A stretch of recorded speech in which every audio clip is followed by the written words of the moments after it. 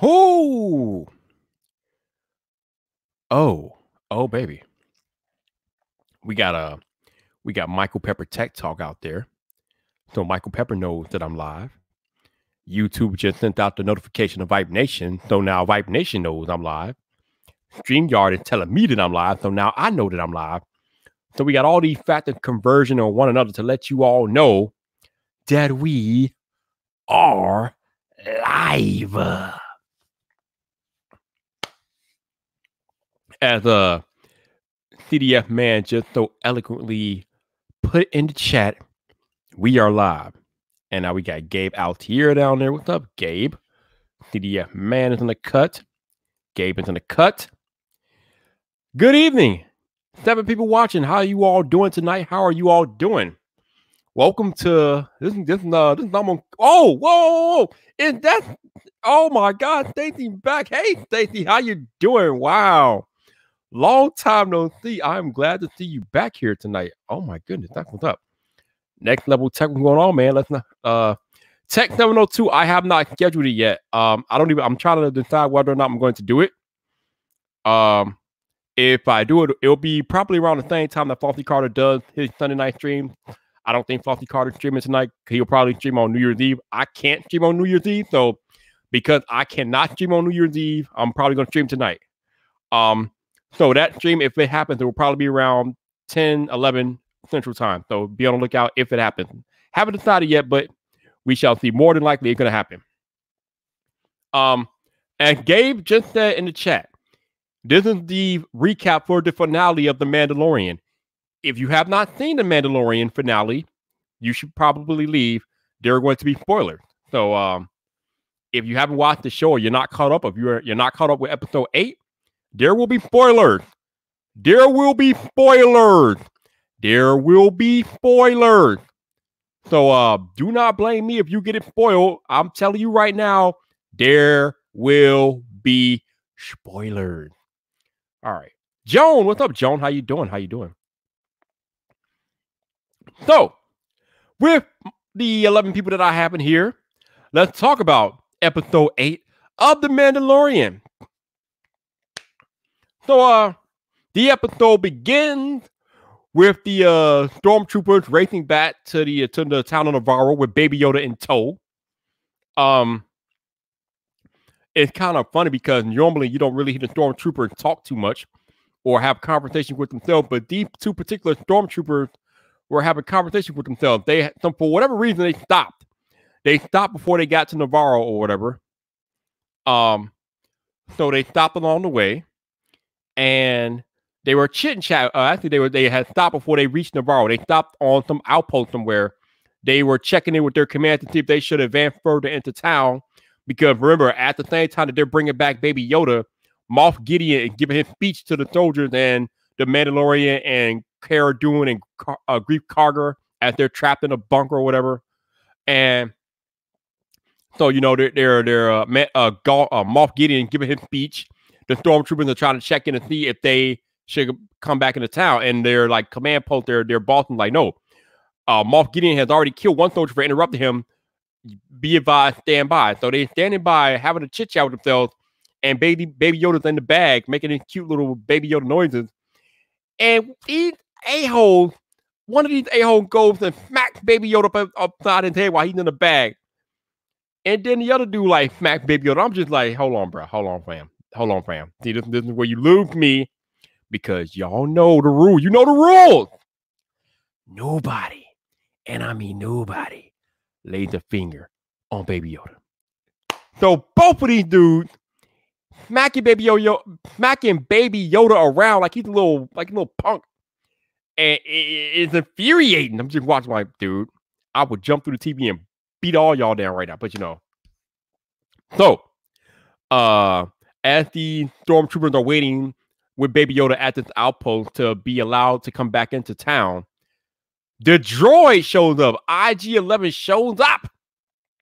The nurse droid that Krill had repaired or reprogrammed shows up looking for Baby Yoda. He's like, yo, stormtroopers, you need to remand custody of Baby Yoda to me. And stormtroopers are like, get out of here. They're like, no. And droid IG-11's like, dude, Baby Yoda is my primary care. I'm his guardian. I am commanded. I am programmed to take care of Baby Yoda. You need to release Baby Yoda to me. Stormtroopers were like, they tried to get all hard, try to pull out their guns. And the droid went to work. I mean, the droid just laid them out. It was glorious watching that droid destroy those stormtroopers, especially for putting their hands on Baby Yoda. Nobody puts their hands on Baby Yoda. So, 2 stormtroopers got destroyed by 1 droid. I mean, y'all know how that droid does. That's a Terminator droid. You do not want to mess with the Terminator droid. So, IG-11, the Terminator droid, just straight up takes the 2 soldiers out like it's in breakfast. Didn't even break a sweat taking them out. Took them out like it was breathing, baby. It was glorious to watch. So he takes the soldiers out. He retakes custody of Baby Yoda. And then the next part kind of confuses me. Instead of taking Baby Yoda back to the Razor Crest, the ship, he takes Baby Yoda with him into town.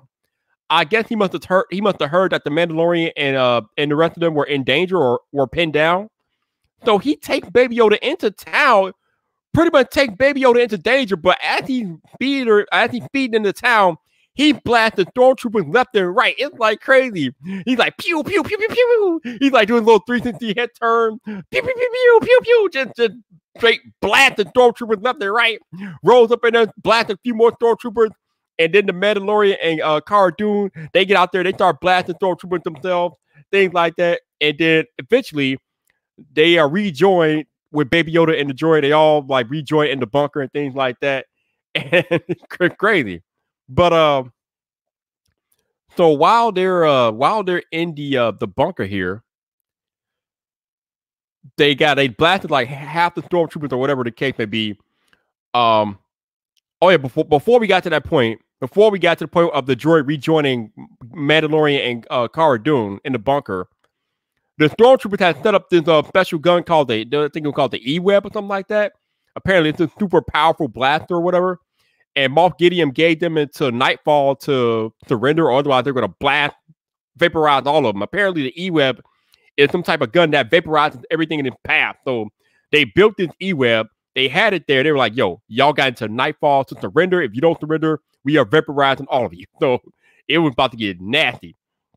And right after that, that's when the droid came in, blasted stormtroopers, and he reunited everybody with Baby Yoda. They all got reunited in the bunker, et cetera, et cetera. So in the midst of all this chaos caused by the droid blasting all these stormtroopers, they were all reunited in the bunker, and then a special flame trooper tried to come into the bunker because Moff Gideon had commanded to the stormtroopers to burn them out. He wanted to literally burn them out of the bunker. So they sent in a flame trooper to burn them out, to just bake them, like creepy them like scorpion. And he started burning down the bunker, like shooting, like aiming his flamethrower towards the bunker. And it's crazy, right? So the flame trooper gets inside the bunker, and he's like flaming left and right, trying to burn them out. And meanwhile, all the while, they're trying to like access the special vent so they can get out of there. Finally, the droid works to open the vent, but the flame trooper is already in the bunker, and he's about to vaporize everybody. But as he's about to just shoot his final flamethrower to vaporize everybody or burn them all out, he shoots it, right? But who stopped him? Who shows up? Baby Yoda. Baby Yoda with the fourth hand, bro. Baby Yoda with the fourth hand. Oh my God. Baby Yoda shows up, put the hands up. He repels the flame and then redirects it back towards the flame trooper, just eviscerating the flame trooper. So once again, my man, our favorite, the 2019 Internet Man of the Year, Baby Yoda saved the day with the fourth. He repels the flame, baked the stormtrooper, the flame trooper got crimpied, he got baked, and Baby Yoda saved the day. Now, usually, when Baby Yoda using all his force power, he's out for the count. So he used his force power, and then he took a little nap because he was too winded. He was too tired after that. So eventually, what happens is that after Baby Yoda is able to deter the flame trooper from roasting all of them, the droid gets this vent open. Actually, as the droid was getting the vent open, the Mandalorian, actually, no, before the droid got the vent open, Mandalorian and Cara Dune, they were outside like fighting. They were in that firefight with the stormtroopers, and Moff Gideon shot Mandalorian in the head and injured him fatally, right? So Mandalorian had like a fatal head wound because Moff Gideon had shot him in the head. So when the droid actually reunited everybody back in the bunker, they had to pull the Mandalorian into the bunker because he was fatally wounded.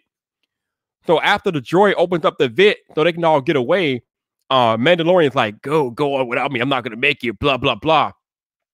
So the rest of them escaped through the vent, and they left the droid with the Mandalorian because, the Mandalorian was dying. He wasn't going to make it. So the droid's like, I need to take off your helmet. And the Mandalorian puts the gun up to the droid's face and like, yo, you try that, it's a wrap. You're done.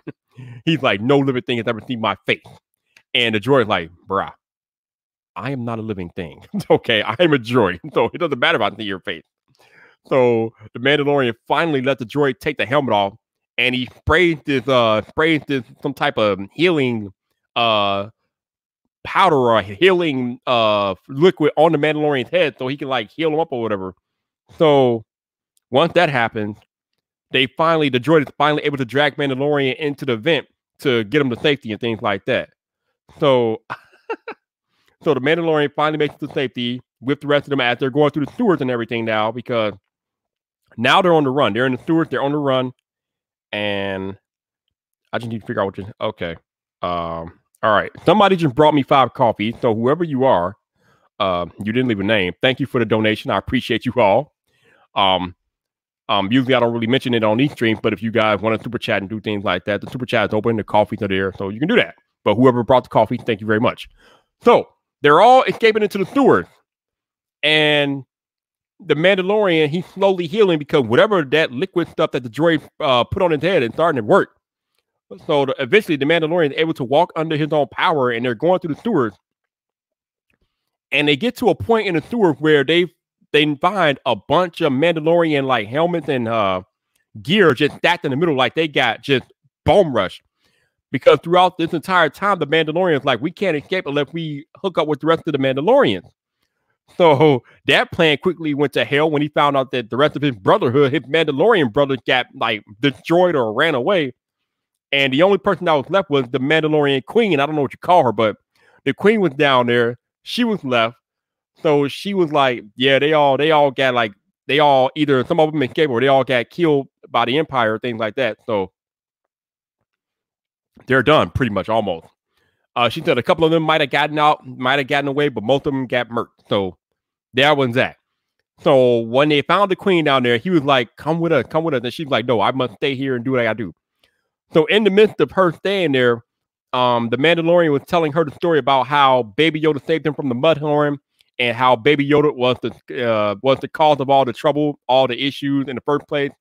The Baby Yoda was the reason why the bounty guild was after them in the first place and all that stuff. So she was like, so you got this little foundling.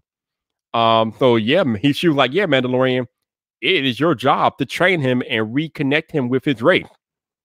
That's on you, since he is in your possession, since you found him, since you gave him up and then reclaimed him after you gave him up to the Empire. He is your foundling. You are charged, Mandalorian. She gave the Mandalorian the charge of taking care of Baby Yoda. She was like, you are now going to train Baby Yoda and reconnect him with his people. So after he got the official creed from his queen that he must now take care of Baby Yoda, she made him a sigil that she put on the side of his armor. So now he has an official sigil, and I think the sigil that she put on there was of the Mudhorn that Baby Yoda killed, or Baby Yoda like helped him kill, whatever. So he now has a sigil, or I guess I should say decal, of the Mudhorn on his shoulder and part of his armor now. And eventually they were like, yo, we got to get out. Grief Karga's like, yo, we can't stay here. We got to go, because the soldiers were coming in. So they all left the queen. So she was there by herself. And then it gets to a part where you got like 6, 7 stormtroopers, and they find her in there. She's just meditating, and they tried to run up on her. And oh boy, oh man, the queen destroyed all of them. It was glorious. She whooped their AWS so gloriously. It was biblical. So 7 stormtroopers rolled up on the queen. She whooped them all. and then we cut to the Mandalorian and them finding some type of a ferry, right? So when they got to, oh no, first they got to the river of lava. They got to the river of lava, and they found like a boat they could go on, but the boat was kind of stuck in place because I guess it had been used for like probably hundreds of years or whatever.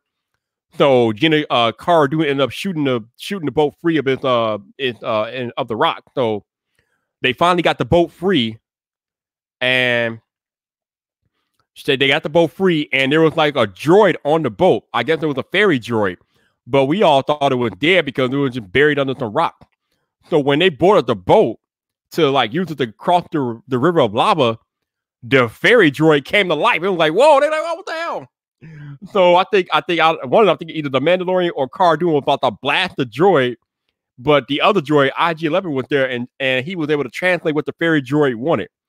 So basically, the fairy droid, and it's funny because the fairy droid looks like R2-D2, who's like what, a midget, but the fairy droid stood up and was like 7 feet, 9 feet tall. I mean, damn, the fairy droid was huge. It was like R2-D2 on HGH, man. That thing was huge. But anyway, I don't know how to make that analogy. I don't know. But the fairy droid spoke some type of droid code. They didn't understand what the hell was going on.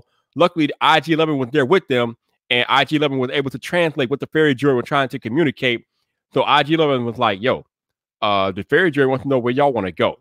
And they were like, we want to go to the end of the river or something like that. So the fairy droid started taking them to the end of the river, things like that.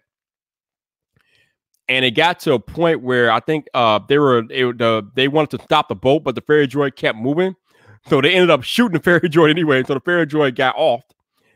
And it got to a point where they got to a point in the river where they were going to be ambushed by stormtroopers. They were like a platoon of stormtroopers outside of the opening where they were heading towards, waiting for them. So what ended up happening was that the IG-11 was like, okay, I can no longer take care of the child. He gave the child back to the Mandalorians. Like, you need to take care of Baby Yoda. I can no longer take care of him. I can sacrifice myself to get you guys free so you can live. So the IG-11 climbs into the river of lava.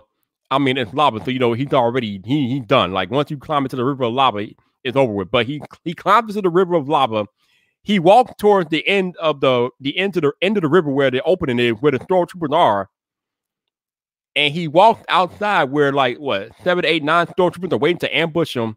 I'm talking about the droid. The IG-11 droid walks outside, and he goes into self-destruct mode, but the dumb stormtroopers didn't even know what was happening. So when the droid walked outside, he activated it. So he activated his own self-destruct mode. So he went a little crazy. Light started blinking. A little ball comes out. Boom! Droid blows up and blows up all the stormtroopers with them. So all the stormtroopers got blown up. Mandalorian and the Baby Yoda and Cara Dune and Grief Karga, they all make it out of the river of lava alive, and they're all out there chilling. However, it is not safe on the outside because once they got outside, Moff Gideon was flying around in his TIE fighter looking for blood. So Moff Gideon was flying around his TIE fighter looking for blood, trying to shoot them where they stood. This is the funny part. So they're trying to take cover from Moff Gideon and his beam from his TIE fighter. And Grief Karga turns to Baby Yoda. He was like, yo, baby, do the magic hand. Do the magic hand. He was looking for Baby Yoda to use his force powers. He called it magic hand. He was like, "Yay, baby, do the magic hand." Sorry, the crack. I'm sorry. That cracked me up. He was like, "Do the magic hand. Do the magic hand." And Baby Yoda just turned to him and was like, "Hi." He waved at him. Baby Yoda is a troll. He started trolling and waving at him. Oh God. So after we get through, baby, use the magic hand. They're all still trying to take cover from from Moff Gideon as he's trying to blast him away to his TIE fighter. The Mandalorian uses his like Batman grappling hook to latch on to the TIE fighter, and he like pulls himself up to the TIE fighter while flying around. So he's basically getting flown around on the wing of the TIE fighter, trying to drop a bomb on it. The first bomb I think he dropped or whatever, but the second time, Moff Gideon trying to like shake him free, get the Mandalorian off the TIE fighter as he's flying around, but y'all know our Mandalorian ain't going down like that. So basically, eventually Mandalorian was able to stick a bomb on the TIE fighter, and once he stuck the bomb on there, he let go. He dropped because he had a rocket pack. That you always forget something.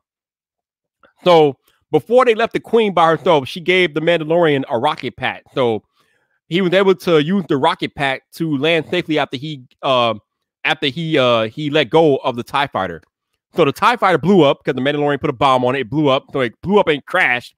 And the Mandalorian landed safely because the TIE fighter was because he had the jetpack that the Queen gave him on his back. So he landed safely. It was all happily ever after. Greef Karga asked Cara Dune to join his bounty guild, and because Cara Dune's like, I'm gonna stay on Navarro. Greef Karga's like, yeah, I'm gonna stay on Navarro. Since you cleaned it out, Mando, the bounty guild can be reestablished, this, that, and the other. He was like, you should join us, Mando, blah, blah, blah. Mando looks at Baby Yoda. He's like, I got more pressing issues because, he has to be a father. He has to be space daddy to Baby Yoda. And he's like, yo, I need to take care of Baby Yoda. So I think Cara Dune is going to stay on Navarro with Greef Karga, and they're going to do their whole bounty guild thing. Mandalorian took Baby Yoda and flew off in his rocket pack. And that was pretty much the end, except it wasn't the end. So at the very last, minute to 30 seconds of the episode, we see the wreckage from the TIE fighter that had crashed because Mandalorian put the bomb on it. And at the wreckage of the TIE fighter, we see those walkie things, the same little race that tried to salvage the Mandalorian ship when he crashed in episode 2. The little koala bear looking thing. The little koala bear looking thing, he tried to the steel ship part from the TIE fighter that crashed. However, they didn't make it very far. Or they didn't get very far because eventually we hear a sound and then we see a part of the TIE fighter being cut with the dark saber. So the dark saber is cutting through the steel of the TIE fighter, and the door, he kicked the door open, and then Moff Gideon is still there. He survived. So Moff Gideon is still alive. Mandalorian and Baby Yoda are safe, and that is how season 1 of The Mandalorian ends, with the reemergence and survival of Moff Gideon.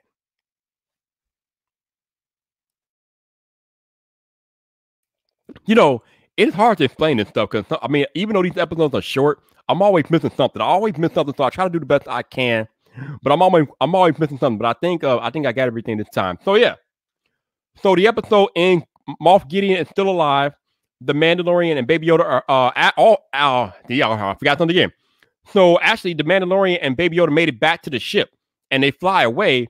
But as they're flying away in their ship, the Mandalorian noticing something in Baby Yoda's hand, and it's a necklace that the Mandalorian was wearing before he while he was walking around. When the Mandalorian thought he was gonna die, he gave the necklace. I forgot who he gave it to or what happened.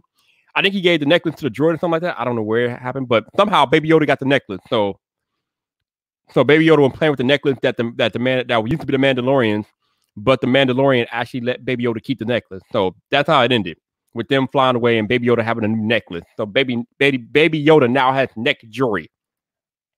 So the reason why I called this launching Baby Yodalorian is because if from what I gather, the Mandalorian has now been charged with training Baby Yoda. So I'm wondering, is he going to train Baby Yoda in the art of the Mandalore? Is he going to train him to be a Mandalorian? I don't know, because if that's the case, then we got Baby Yodalorian. I mean, you can't have a baby Mandalorian, or you can't make Baby Yoda a Mandalorian. And so it have to be Baby Yodalorian. So I don't know. So Baby Yoda might become a Mandalorian, but you can't put a helmet on Baby Yoda's face. That's not going to work. We will not accept Baby Yoda having to wear a helmet. We won't accept it. Don't do it, Disney. Don't make that move. But Baby Yoda might be trained in the art of the Mandalorian. So it will be interesting to see how they play that on season 2. But yeah, let's see what you guys are saying in the chat. What's up, Buzz? How you doing, man? How you doing? Art Dalton, Moff Gideon has the dark saber. Everyone wants to know how. Yeah, that seems to be the big storyline. Everybody's wondering, how did he get the dark saber? Like I said, I don't know that much Star Wars lore, so I don't know how he did it or how he got it, but he has it.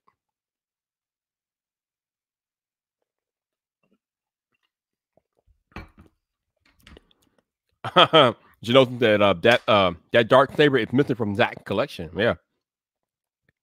I can't believe that Gus got the saber. Y'all keep telling me about this Gus person from Breaking Bad. I haven't made it that far yet. But apparently the guy who plays Moff Gideon in Mandalorian was the villain on Breaking Bad. I haven't made it that far on Breaking Bad yet, so I don't know what he has to do with it. No spoilers, asshole. No spoilers. Simple Tech, yeah, this episode was definitely probably the best of the entire season. Although it is weird that as I look back now, episode 5 and 6 had nothing to do with everything else that happened during the season. So I was complaining in the middle of the show that there was no connection between episode 4, 5, and 6, but episode 7 and 8, they kind of came back to the central plot line. But now after watching episode 8, it is clear to me that episode 5 and 6 had no impact on the conclusion of the season. So I don't know what the purpose of 5 and 6 were. Okay. Just to remind you guys, episode 5 was the episode where the Mandalorian tried to help that young bounty hunter and the young bounty hunter double-crossed him. And at the end of the episode, we saw that dark figure over the body of that assassin that the bounty hunter killed. So episode 5 had nothing to do with the end of episode 5 had nothing to do with the end of the end of Mandalorian season 1. It played no part in episode 7 or 8. Then episode 6 was the episode where he had to go to the prison to free that prisoner, and then they got double crossed. So it's funny that both episodes, the Mandalorian got double crossed, but both of those episodes did not bear any factor into the end of the season 1. None of those. So to me, episode 5 and 6 were both filler. At least with episode 4, you went back to Cara Dune because that's where she was introduced. So going back to get her in episode 7 made sense. So episode 4 ultimately tied into the rest of the season. Episode 5 and 6 did not tie in. So to me, episode 5 and 6 were nothing more than filler.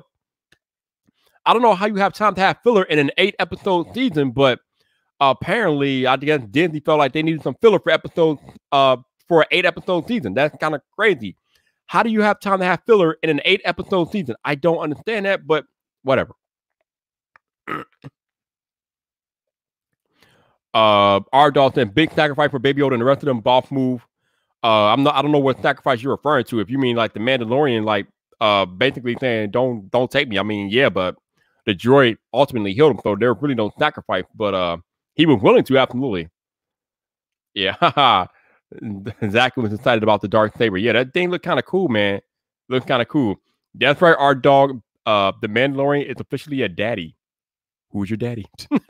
Who's your daddy, man? And Stacy loves Baby Yoda. That's right. Baby Yoda is legit. Baby Yoda won the internet for 2019. There's nobody messing with Baby Yoda. And Jillian's like, if Baby Yoda has a helmet on him, I'll boycott. Yeah, you can't be putting no helmet on Baby Yoda. That's not gonna work. That ain't gonna work at all. We not putting helmets. You cannot cover that cute face of Baby Yoda. Don't do it. Don't do it. And Zach said he's going to be on the hunt for the dark saber. He will have it. He will have it. Benderson Disney just wanted to get Bill Bird from work. I don't even know who that is, but like I said, episode 5 and 6 had no bearing on the end of the season, so I don't know why they were in there or why they were included, but whatever. Those could be for longer arc, maybe, but it's just kind of, I don't know, it's kind of goofy. I mean, yeah, they'll probably come up in season 2, maybe, but I don't know. I just have a hard time with them throwing filler in there for an 8-episode season when you got more important stuff to attend to, but whatever.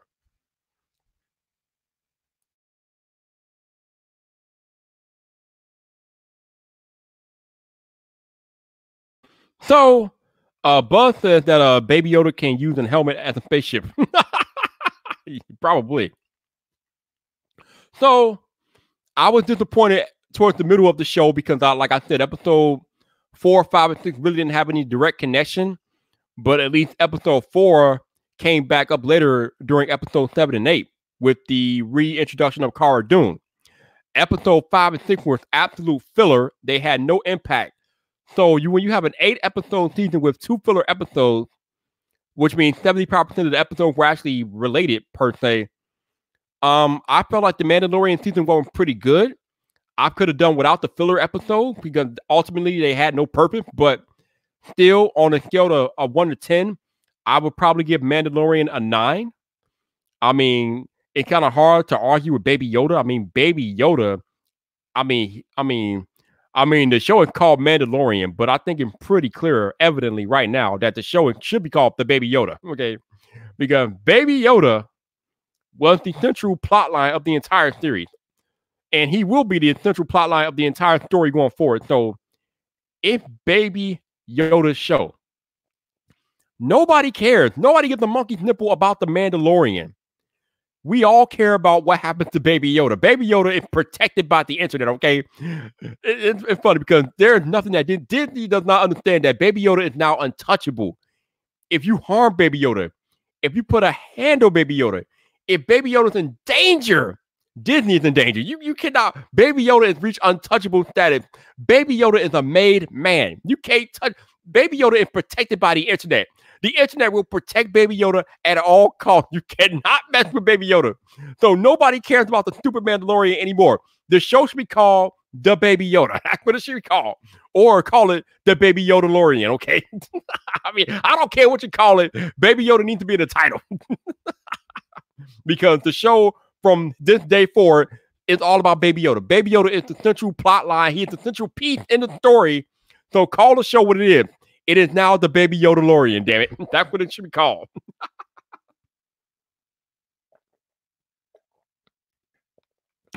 So, do you guys have any thoughts, questions, comments about season 1? Did you enjoy it? Did you hate it?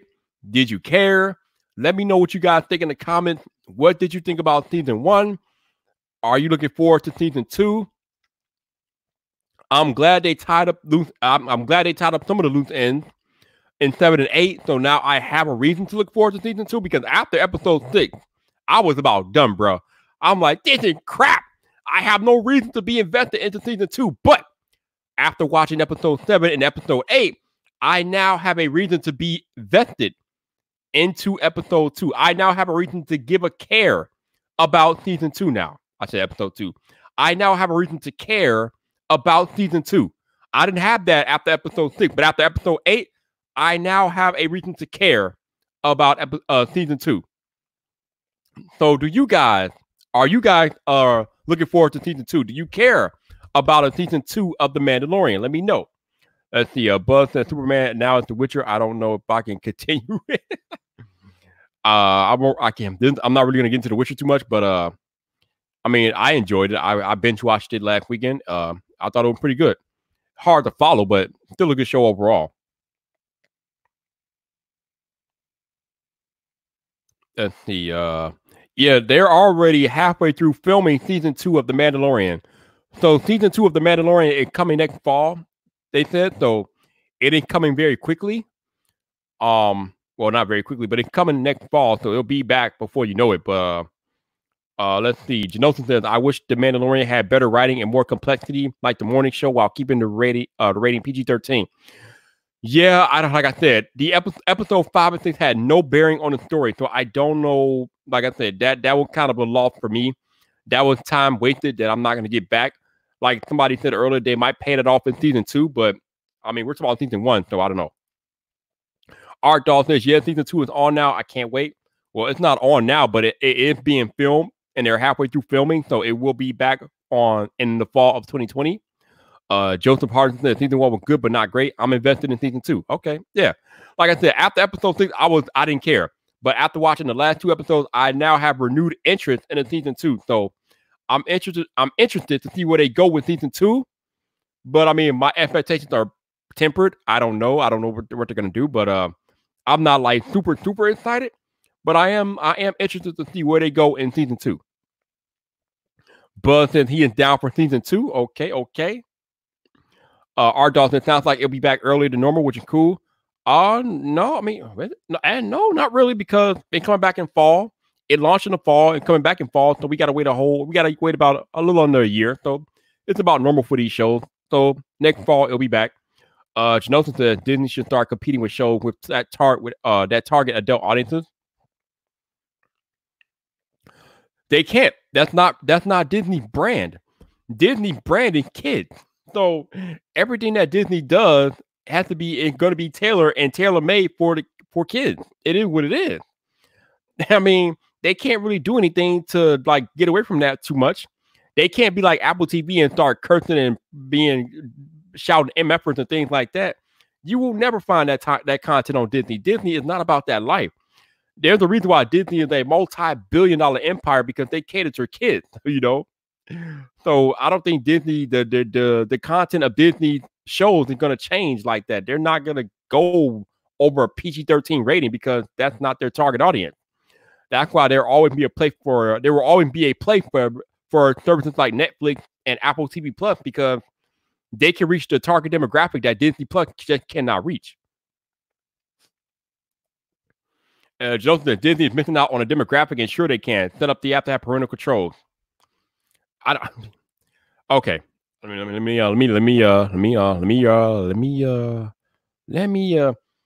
rephrase this. To your knowledge, to our knowledge, has Disney released anything ever that's been even rated R? I mean, maybe they have. I don't know if they have, but has Disney even ever rated R? I mean, I can't remember, but I don't know. Like I said, most of Disney content is aimed towards kids. Even the Marvel movies are rated like PG-13. They're not rated R or nothing like that, even though there's crazy stuff going on. I don't know if Disney has ever done anything that's even rated R, dude. Like Disney is, they are targeting kids. They know what their target audience is. They know how they make their money. Parents have to be able to take their kids to see Disney programming. And if you do crazy things, then you can't do that. Like our dog said, I can't think of anything Disney's done that's rated R. Like it's just not, that's not Disney brand. They don't go for they don't go for the adult mature stuff, the mature content. Because they're aiming for kids. And when you're aiming for kids, you got to keep it PG-13 and below, dude. You can't bring out rated R stuff towards kids. It's not going to work. Yeah, just that even if parents are lazy, at least there's an excuse on Disney's end. But it's not really about it's not really about Disney being lazy. It's about Disney wanting kids to be included in their content. Before, how long has Disney been around? What, over 100 years now, something like that? Disney is a kid's brand. It is a children's brand. It is like Nickelodeon. It's like Cartoon Network minus Adult Swim. Disney content is branded and made for kids. Like if Disney had a YouTube channel, they would literally have to mark their YouTube channel made for kids because all of their content is made for kids. So when you talk about Disney targeting an adult demographic, that's not happening. That's not Disney. Disney's not doing that. So Disney, because Disney can't do that and they won't do that, they will always have that opening for their competitors to slide in and take that demographic in that market because Disney won't go rated R. They won't do it. And I don't think they really have to. They're Disney is on top of the world because they can practically their content is all inclusive. There's no demographic that can't watch Disney content. Even though Disney doesn't have hardcore rated R content, their content is still inclusive. So, yeah, I mean, Disney is doing what they're supposed to do. They don't need to like expand their content strategy. Not really. I mean, they're making money hand over foot, and they're going to continue to make money hand over foot. Like a simple text that they mainly do PG and G stuff, and yeah, they don't really do anything rated R. So yeah, Disney's not going rated R. And Joseph said Star Wars movies or TV series have never been rated R. Yeah, I don't think anything that Disney has done, I don't think it's ever been rated R. So unless Disney gets under new management or something like that, I don't think you will ever see a Disney program or movie rated R. It's just not in their content strategy, and it doesn't need to be. That's why they make billions of dollars because anybody can watch their content. It's not just adult.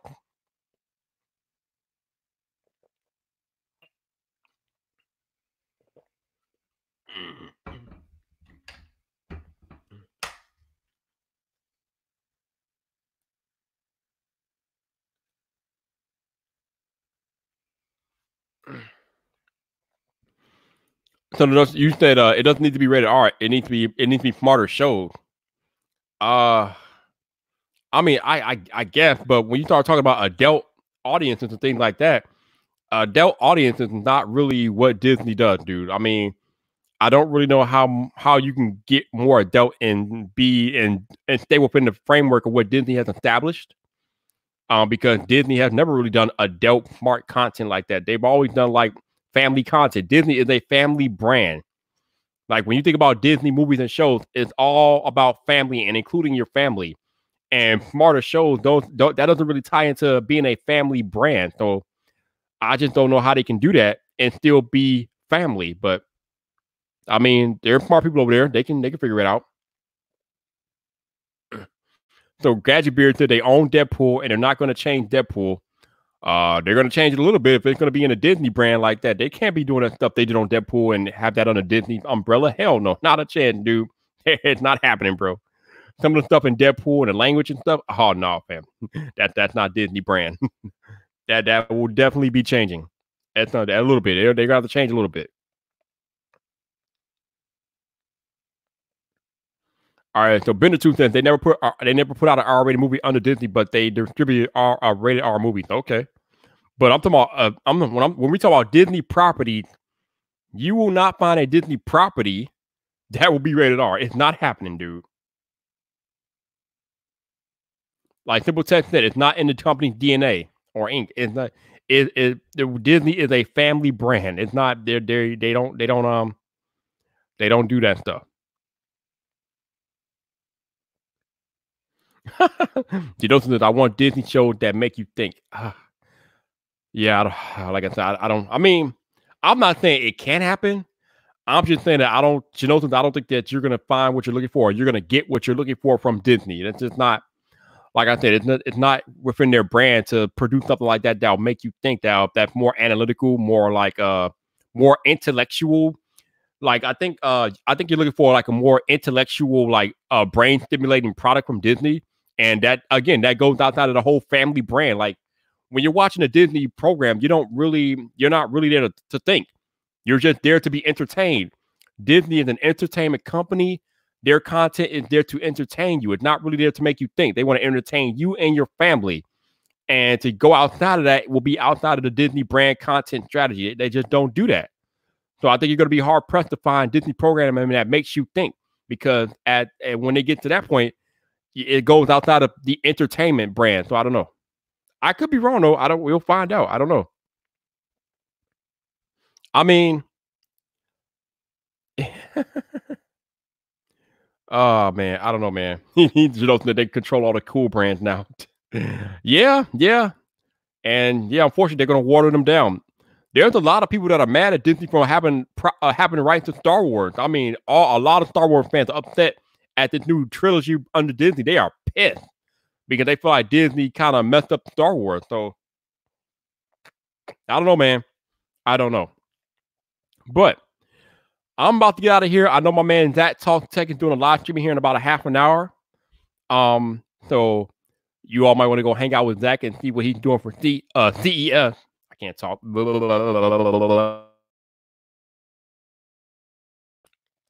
So again, Zach Talk Tech is making CES preparations. I think CES is in what, 2 weeks or a week or something like that. 2 weeks. So Zach is going to be talking about what he's doing for CES tonight. So you guys might want to go hang out with him. Then I think later tonight, I'm going to come back and do my end of year live stream. So I can't live stream on New Year's Eve because I'll be hanging with a significant other. So tonight, I think I might do my end of year stream tonight. And if I do it, it'll be late. It'll be scheduled. So probably come back around 10:30, 11 o'clock Central Time. And if you guys are up, come hang. If not, then I guess I will see you in 2020 or the next time I put out a video. But thank you guys for hanging out. And whoever brought the coffee earlier, thank you very much. I appreciate you guys rocking and donating things like that. I will probably see you later tonight. Go check out Zach in half an hour. This your boy Viper, the man about tech. You know where to find me, so come back for more.